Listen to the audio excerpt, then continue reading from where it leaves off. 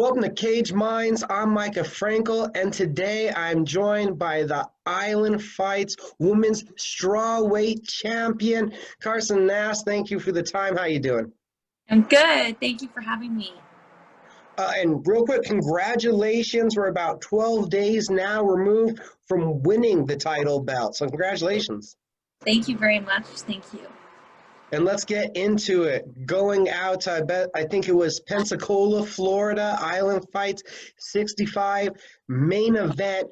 So it's been a long year. What was it first off like getting the offer and hearing that you were going to get to fight this year? Well, it was super relieving because I was definitely on the search. I was on the hunt, getting a little hungry for my next fight. And 2020 threw everybody off, obviously, threw the whole world off. So we didn't get as many fights or wins as we wanted. But this one was an incredible opportunity because of the fight pass. Also, it was an incredible opportunity because they did offer me the 115-pound belt.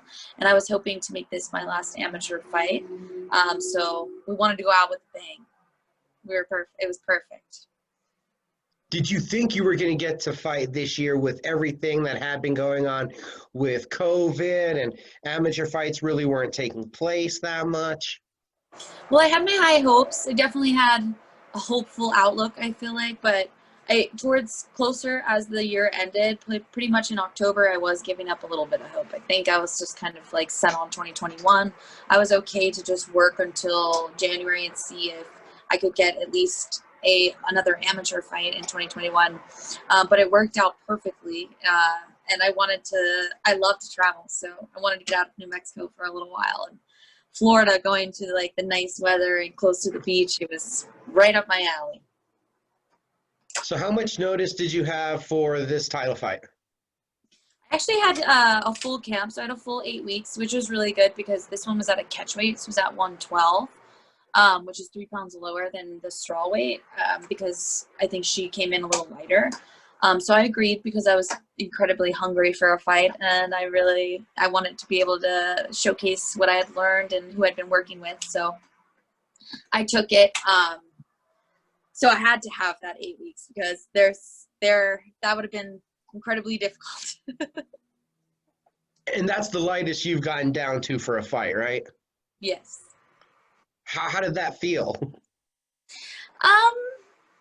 It was honestly like I love the fight camps and I love being super clean during my fight camps. I think it's really good for the body. However, I probably won't go to 112 again. I think I ended up sweating like 9 pounds in 18 hours, and it was a cut. It was a significant cut. It was something that no fighter likes. So I'm sure all the fighters are kind of like, but we did it, and it was a championship weight. So I wanted to make on weight like a professional, and I wanted to show up ready and no sweat, And what was the camp like? You were getting ready for a slightly different atmosphere of a fight, fighting in a ring instead of a cage. What was this camp like? Yeah, actually, interesting you brought that up. That was a lot different for me because I do a lot of work off the cage, and I'm probably a more grappler based or ground and pound based fighter. So the cage helps me a lot with my trips. So we did do some work, and we don't have a ring at JW, and I don't have access to a ring. So we were pretty much simulating what it would be like to like bounce off a rope, even though we wouldn't even know how tight and how much tension the rope actually held until we got there. So that was a little interesting. I will say though, fighting in the ring, it was easier for me to get body clinches off the ropes, right? Because there's that space where it's still holding her up, but I don't have to shove my hand behind her back, in the cage. Right? So it's really hard to get your body locks when you're on the cage. But when I'm in the ring, obviously there's that space between the two ropes, the two initial ropes. So I can slip my hand around her waist and get my body clenched very easily. So I will say there was like pros and cons to that, but I'll fight in a ring or a cage, especially in 2020, right? Right? Now, talk to me about it. Looked like there was an injury timeout for your opponent in the Oh, first round. That seems like the first thing I want to get into about the fight. so I've gotten a ton of crap for not pouncing. You know, I've gotten a lot of, for not being aggressive, being too nice. However, like, the first round, she did get an injury. I'm not sure what the injury was from. It could have been from a technical stand-up, from a deep half, or it could have been from a check. I'm not sure, but she got injured and she turned away from the fight. And typically, fighters jump on that and finish. But in the fight, my initial reaction was, I thought she tripped. It was the end of the first round, and we weren't engaged at all. And there was a slight pause between when she kicked and maybe hit the inside of my knee. There was a slight pause before she showed that she was in pain. And when she turned away in agony, and it was like, I just assumed that she tripped. And in my head, I was like, we'll let her stand back up. Then when I saw, like, registered that she was actually injured or in pain, I had trouble attacking her injury. I know that everybody was, you know, my corners, I stood there and I looked at them and they were like, like yelling, just going crazy. I got so many messages from the team like, girl, why did you not capitalize on blah, blah, blah? And there was a couple of things, you know, like, there's a couple of things. That trip was really a thing for me. I'm not ever going to win a fight because somebody tripped and I capitalized on their trip. I want to make sure I did the damage. Then when I figured that she was actually injured, there was a couple of times where she looked like she was in so much agony. I thought, I didn't think I needed to do anything more because she looked like she was in so much pain. I mean, like 2 or 3 times she completely turned away, showed me her back, and then collapsed. And to feel that kind of pain through adrenaline is I mean, you either got to be really, really fucked up or you're in your head. Like, you can't stop thinking about it and you just want out. So I assumed that she was in an incredible amount of pain. And I figured that also the ref didn't really know what to do. That's the one I more blame. I ain't mad at you, not the killer instinct. I can understand the teammates getting on you, wanting you to learn. But the dude that should know what's going on is the ref. And as far as I know from all the rules I've been to, if somebody falls down in pain, injury, or from contact, and they're screaming, you're jumping in, calling it. There's no timeouts in MMA until 3 or 5 minutes is up. I was expecting that your corner read him a riot act because that didn't seem to flow with a normal state of rules in MMA. That's the part that I was concerned about, not your reaction. Like, what are they doing? That's another thing. Like, there was so much confusion inside the ring. Outside the ring, everybody was like, all right, this fight's over. This fight's over. Yes. Inside the ring, myself, the ref, I think my opponent, she was in pain. She didn't really know if she could finish or if she wanted to, probably. But there was a lot of confusion going on in there. So I would say, yeah, I think that the ref should have called it when she turned away. Oh, at least the first time or the second time. You know, the second time she turned away in agony. There was another thing that was happening too, is that when we were engaging, her adrenaline must have been kicking in or something, because there was no fault in her step, if that makes sense. There was no weakness. There was no, like, if I pulled the leg, there was no screaming, there was no agony. So I think that confused the ref as well, and me, because, like, we would engage and maybe I wasn't as aggressive as I should have been because there was a confusion, but I was feeling the fire, you know, like she was throwing the kitchen sink. There was no slowing down when we were engaged. It was when we were apart, she would take a step or two, she would take a step and then collapse in agony and turn around. And I would be like, oh. And then the ref would be like, stand over there. So yeah, that's a ref's job. That's not my job. And I should have just kept going in Killer Instinct. 2020, you know, sorry, hindsight is 2020. So I know now, like, you know, no mercy. You need to capitalize. You're in a fight. She would have done the same to me, hopefully. She would have, like, capitalized and finished the fight. So I hope that for the next fight he's a little more prepared, just in case something weird like that happens. Just for my benefit and her benefit. She probably is like, you know, she was probably hurting. You know, she probably was like, fuck, I don't know if I should be in here, but her fighter instinct kicked in. Have you rewatched the fight and listened to the commentary? I don't want to say word for word that people that haven't watched it, but you get her to the ground in the second round, and the male commentator is basically like, I would get up right now and run to the other side of the ring and make her chase me because I don't think she can walk. Yeah, yeah. He was like, yeah, he did say that. I probably should have stayed standing because my game plan was to take her down. And it seemed like every time we disengaged, she was not there completely. Like her legs weren't there. So yeah, he's probably pretty accurate in that. I probably should have stayed standing with her, especially after the injury. There was a lot of things in this fight that I've learned. So one of my favorite fights ever because I learned a lot. I learned a lot too about my own self. Like maybe my whole camp was focused on calming me down because I'm incredibly aggressive. Like, which is funny. Now that we're like watching the fight, everybody's telling me that I wasn't aggressive enough, right? But I'm promised you, my entire career, every coach that I've ever worked with has been like, you need to calm down, you need to settle, you need to be in position. You know, like don't strike before you're in position. Don't go out there and just run into the fire and start swinging, right?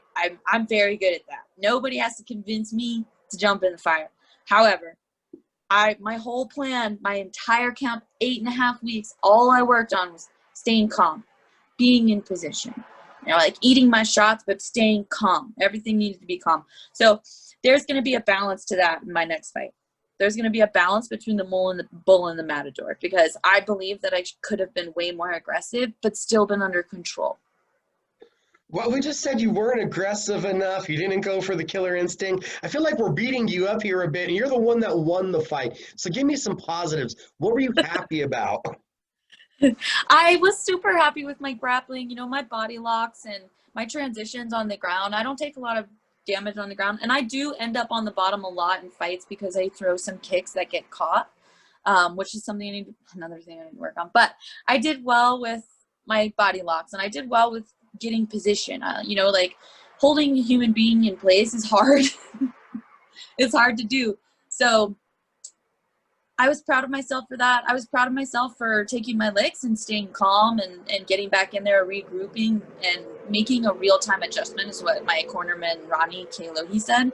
And making real-time adjustments are incredibly difficult because, you know, it's easy to get in your head. Like we said, it's easier to be stuck mentally. So knowing that you lose a round or knowing there's a possibility that you lost a round and then coming back and regrouping and coming out like professionals is incredibly difficult. So I was really proud of myself for that.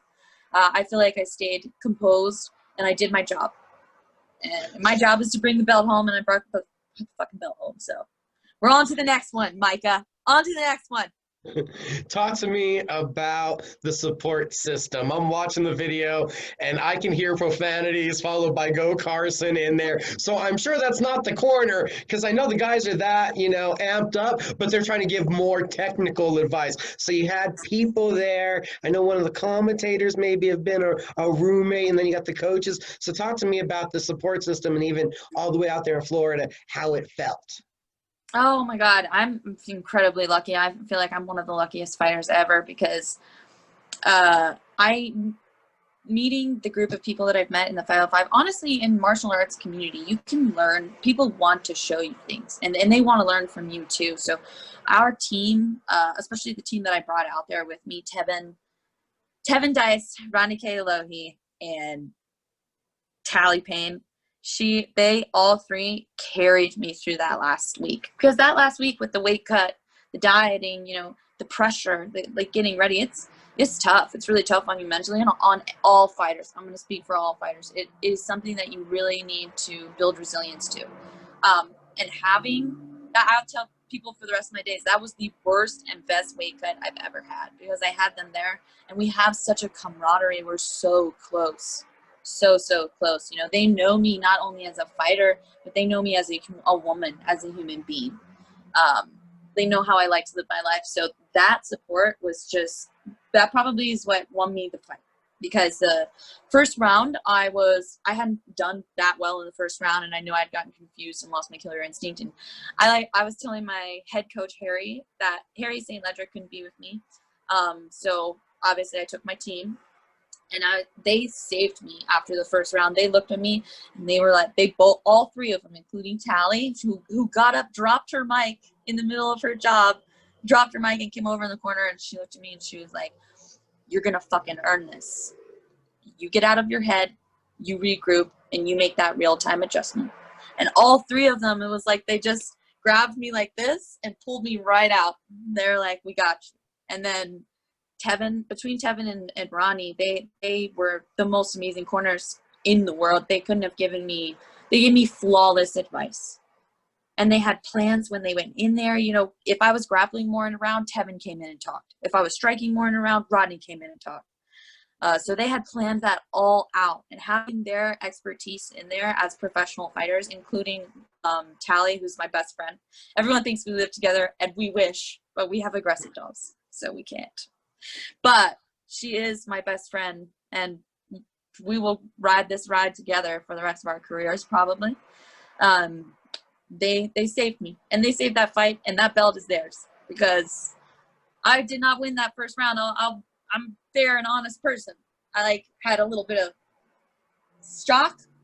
She was incredibly strong and faster than I thought. And also the injury kind of threw me off. So it was a lot. That first round was a lot. And I was definitely like, they could see, you know, I didn't say anything and they knew. So I can't even describe the love that I have for my team and my coaches and the women at JW. Like, just the MMA community in general, including my opponents. You know, my opponents are always incredibly kind. So fucking tough. All of them. Can't put any of them down. They're incredibly tough. So I'm super grateful, Mika. That was a really good question, because they deserve the spot. I can't even tell you. They were dropping, these poor guys, they were melting ice cubes. I'm hanging out of the bathtub like I'm barely making it. And Tevin, you know, I'm sure it's really hard for them too. It's hard for me to see my friends suffer like that, especially when you know. And they were, I mean, so kind. I can't describe it. So please, I feel like all of the clout should go to them. They really saved that fight for me. I feel like everybody could really relate to, you know, you start off a day in a positive mood, you have your focus, you have your goals, and then like a little something trips you up, and it's hard to not let that snowball and just kind of ruin your day. And for you, your whole day is like in a 20-minute burst right there. That's the most important part of your day. So like, what kind of mental hill is that to get over in a fight? Oh my God, it's probably one of the hardest. It's one of the hardest, because it's so easy to be like, shit, like, there's only 3 rounds to this fight and I just lost that round. If I lose this next round, why would I even fight the 3rd round? You know, it's like, you're right. It's easy. And I feel like it's just a natural human instinct, you know.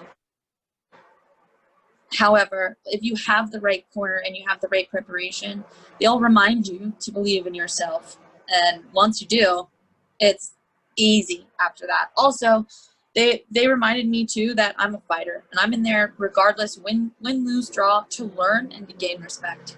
And I know that anybody that trains out of that gym, that can train consistently in that gym with all those sharks around, you're a motherfucker as a martial artist. So you have to get in. You just have to dig deep.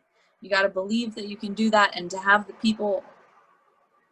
right people around you to remind you. That's key. So key. Especially when that hill comes in the middle of a fight. Oh my God. You know, you just have to. Even if you're losing, you still fucking have to go in there with everything you have. Be a professional. Do your job. Have confidence. Go back to the gym. Go back to the lab. Learn. I think this fight, honestly, like, I'm proud. I'm proud of my team, but I have so much to work on. And fights just expose that so clearly. But there's something that also happened, and I will forever recommend. You know, a lot of coaches can't come with you all the time, and it's hard mentally. That's another hard thing mentally. You know, like, I want Harry there because he's my coach. But he can't because he has a family, and that happens to a lot of fighters. You're gonna have to get used to going through things with each other and not always having a leader. You know, sometimes you're gonna be sent to battle, and and knowing that I have that my squad, and that's only 3 of them out of the whole squad. You know, we have a group. There's a pack of us, and there's 3 of us, and we went down there. We did our fucking job, and we're gonna go back. We're all trying to get on the same card now, because it also helps with our careers. You know, these are fighters, so they see that they're like super professional. They come in, they help me cut weight, they do this. Now we want them to fight. So we did an incredible thing with this Florida trip, and I'm so proud of us, of all of us, not just myself. And how does it change your feeling about the year? Because I got to imagine it's been a rough one, and not getting to compete, not getting to show your improvements and go all out, that it's been tough. And it sounds like this was a big learning experience, so it might have changed the year for you.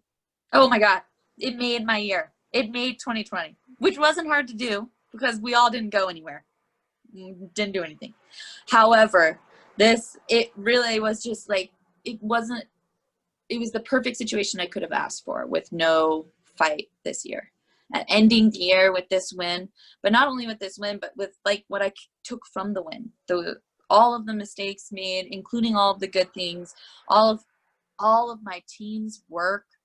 Also knowing that I can get to 112 relatively unscathed, that made me incredibly proud and happy. I remember Tally and I, when I hit 112, because I was a big girl at one point, so when I hit 112, and it was that last pound, Micah, I'm sure you've talked to a million fighters, but that last pound, the last 3 pounds are the ones that like really break you as a fighter, and really break you.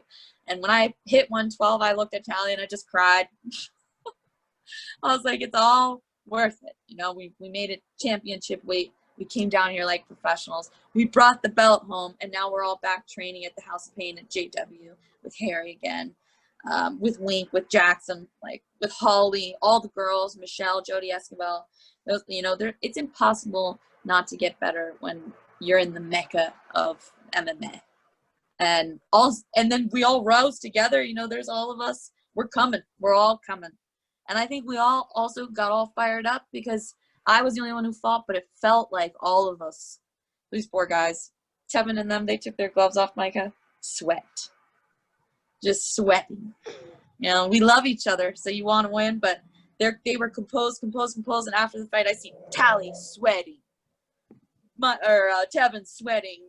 The 5 people that I had there sweating. We love each other. Wow, that is something. That's something. What was it like for you getting the belt? Oh my God, I was so proud, Micah. I was so proud. I'm taking it home to my grandmother. Awesome. to show her, because honestly, what's funny is that I didn't know that we were fighting for a belt. They told me that we were the main event, but they pulled the belt out when we were at weigh-ins. And I remember looking at my team being like, is that for us? And they're like, we don't think so. They didn't say anything. So then when they pulled the belt out, I had maybe 24 hours to understand that we were going to bring home an actual, like, tangible representation of your victory. So I was pretty excited about that and about the prospect of that. I really just wanted the opportunity to show my skill, but that was just a cherry on top. So when he put it over my shoulder, there was a moment where I had thought about all the training and everything that I've done in the last even just 2 years since I've moved here, and I was incredibly proud of myself. I was incredible. And another thing is, like, I could never be just proud of myself because so many people put so much time and energy into me. I was proud that they were watching and they got to see that as well, because it's for me, but it's also the skill that I'm being shown, that takes time and energy out of people's lives. And I had countless people pulling me aside every day, sending me messages from like Jody Esquivel, Michelle, and Holly, to just my best friend who's like an Invicta fighter, or another Amy from the team who just got here, and they're just wishing me luck. There is a huge pride just for my village too. I came home, I represented, and we got the win, and we'll do it again and again and again. Right. I guess that brings us to what's next. So there's been some talk about a professional debut in February. And I have nothing set in stone, so I don't want to talk before I actually get a contract. But That's what we're training for. So my coaches and I have a strength and conditioning coach. His name is McCoy. And he has me on a program right now that's like keeping me relatively low in weight. So when I come back from Christmas, I can go right into our training camp. Obviously, we'll be training for 5-minute rounds this time. So it'll be a little different, a little bit more rigorous with our conditioning. And then Harry, of course, is still in. I'm meeting Harry today. And then also because it's still, COVID is still not at an end and there is no light in the tunnel yet. Our plan is to bring the squad again, just have my coaches sharpen my edges here and then send me with the squad. So I'm incredibly excited to redo it. I'm incredibly excited to debut as a professional. I also believe, or I agree with my coach who said this the other day, that my style favors 5-minute rounds because I like grinding. You know, I really like to take people down and make you suffer a little bit, cook you a little bit before, you know, position before submission, position before strikes, things like that. So it would be easier for me to really grind somebody down with that extra 2-minute round, 2 minutes in the round. So we're really excited for that. We've got a lot of game plans and a lot of exciting news this 2021. And this fight, honestly, I'm very grateful because it really gave me a lot of opportunity and a lot of hype. What did that green light mean to you to become a professional? That's almost bigger, I think, than winning the title. That's something that you've been working for these years. Oh my gosh, yeah. When I started MMA, the goal was to just compete. And then the goal became to fight. And then the goal was to win a fight. And then the goal was to become a professional. And every time I reach another realistic goal, another one presents itself, and nothing makes me hungrier than another challenge. And the fact that I even made it this far, I'm incredibly proud of myself, honestly. Like I am. There's some pride that's going on. I know that my mountain is still a huge one to climb, but I know that I have the work ethic and determination to make it where I want to go, and I want to just keep going up. So when we get this green light, now that I have the green light to go professional from everybody, I am so excited to show that is the right decision and to actually apply what I learned in this last fight, because I feel like my last 2 fights were so separated. There's by so much time that the gap was so long that it was hard to apply what I had learned in that previous fight in this fight, because the feel of it wasn't there anymore. You know, the spirit of that fight had died because there had been so much time that had gone by. The spirit of this fight is still very much alive, and fights, like, usually you don't come down from it until like a month later. So it gives me a month to like really, really learn, give my body a break. I'm a little tender in some places, and really not from my fight. My camp was so hard. I went into the fight with a broken toe, and I had super glued my eyes shut maybe a week before. Took a hip to the face, busted the thing, broke my toe 2 weeks before I got in the cage. I mean, there's a lot of this camp. We went hard. I really wanted to go hard. So to give myself a break for a month and then know that there is even the possibility, leaning more towards like, yeah, for sure. Oh my gosh, I'm so lucky too, because so many fighters want to get fights and they're like starving, and I really lucked out. So here we go. We're going to the professionals, baby. Here we go. My God, I'm so excited. Awesome, Carsyn. I can see the excitement beaming. It's been a long journey, and even longer for you. If people follow you on Instagram, they've seen you talk about it, from where you were and the transition that you've had. Can you believe you're a professional athlete now that you've gotten to that point? Oh my God. I don't know if even anybody that knows me before believes it until they see. I've gotten a ton of support from my hometown as well, in Virginia, because of that, because of the transition. And I still can't believe it. Sometimes I'm like I thank the martial arts gods for making me go into that gym, because this sport, it saves lives. Absolutely. Sports in general will save lives. But this one particularly, it just makes you so accountable, and it gives you so much discipline. And you have to have it, because if you don't have it, then you're going to get hurt or you're going to lose. So it's one of the best decisions I've ever made. I will never look back, and I will always continue forward. And I think I will always be in the martial arts community and working in the martial arts field no matter what, because it's necessary for me to be healthy. So the fact that we're a professional athlete now, and that we made it this far, it gave me so much more energy to do more and more determination. I feel like there's so much more I could be accomplishing now that I'm not catching up. You know, I'm not losing any more weight. I'm not trying to just catch up as an athlete and retrain my body and recondition my body. It's been 5 years, and I feel like finally I've reached the point physically where all I need to do now is focus on my technique, keep my conditioning, keep my strength training, keep my body conditioning, obviously. But now it's like I am a professional MMA, or I'm a professional martial artist, and I'm a professional athlete.